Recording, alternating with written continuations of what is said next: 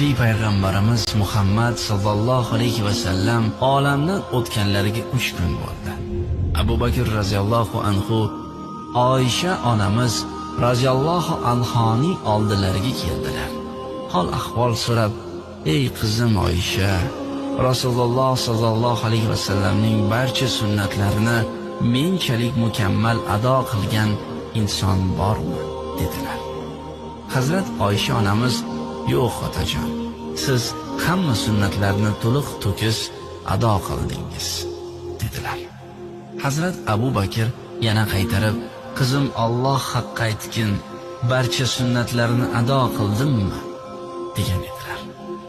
Oysha onamiz roziyallohu anha yig'lab yubordilar-da va "Otajon, Alloh haqqi deganingiz uchun aytaman. Rasululloh sallallohu alayhi va sallamning bir sunnati bor edi. Hech kimga aytmang, yo Oysha" der edilar. Arab bozorining oldida bir uy bor. U yerda bir 80 yoshga kirgan tug'ma ko'r nogiron, hech kimi yo'q yahudi qariya yashardi.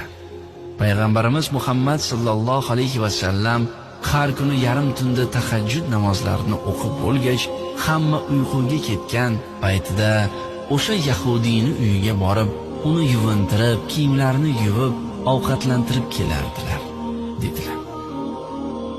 Buni eshitgan Hazrati Abu Bakr roziyallohu anhu tahajjud namozini o'qidilar-da, yahudiyning uyiga yo'l oldi. Bordilar, uyga kirar ekanlar, 3-4 kundan beri hech kim xabar olmagan qariyani ahvoli juda ham achinarli holatda edi. Abu Bakr roziyallohu anhu darrov ishga kirishdilar. Supurdi, sidirdi, qariyani yuvintirdi, kiyimlarini almashtirdi.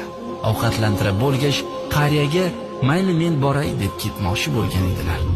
Qariya Abu Bakr roziyallohu anhuni qo'llaridan ushladi va "Sen kimsan?" deb so'radi. Abu Bakr esa "Men bir qulman, ota. Har doim kelib sizni holingizdan xabar olib turgan qulman" dedilar. Shunda qariya "Sen yolg'on gapiryapsan" dedi. Abu Bakr "Nega unday deysiz?" dedilar. Qariya "Chunki sen menga qattiq muomalada bo'lding. Yuvintirganda ham, kiyintirganda ham, hatto ovqatlantirganda ham 3 kun avvalgi kelgan inson menga juda ehtiyotkorlik bilan qarardi. Cho'miltirganda ham, kiyintirganda ham, eng asosiysi ovqatimni chaynab berardi. Uning shunaqangi hidi bor ediki, u hidni butun arab diyoridan ham topa olmaysan" dedilar. Abu Bakr radhiyallohu anhu tinmay yig'lar edilar. Qariya yana so'zda davom etib, "Agar o'sha odam sen bo'lsang, nimaga shuncha kun yo'q bo'lib ketding? Yoki sen ham jodugarni to'riga ilindingmi?" dedi. Abu Bakr radhiyallohu anhu esa "Qanaqa jodugarni aytyapsiz, ota?" dedilar. Qariya "Eshitmaganmisan? Bir Muhammad alayhissalom deganini, u qanaqadir kitobni o'ziga kelganini va o'zini payg'ambarman deb hammani sehrlayapti-yu" dedi. Shunda Abu Bakr roziyallohu anhu dod devordilar va "Ey ota, to'xtang" dedilar.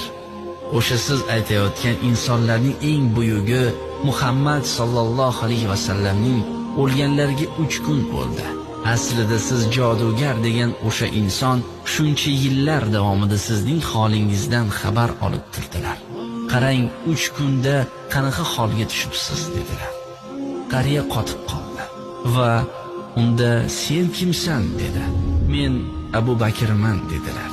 Qariya ham dod deb yig'lashni boshladilar va "Ey Xudo, meni ko'zimni ko'r, oyoqlarimni cho'loq, nogiron qilib yaratganing yetmasdan qalbimni ham ko'r qilgan ekansan" deb yig'lardi va "Ey Abu Bakr, sen guvoh bo'l, Allohning yagonaligiga va Muhammad sallallohu alayhi va sallam uning payg'ambarligiga guvohlik beraman" dedi-da Abu Bakr radhiyallohu anhuning qo'lida jon berdi.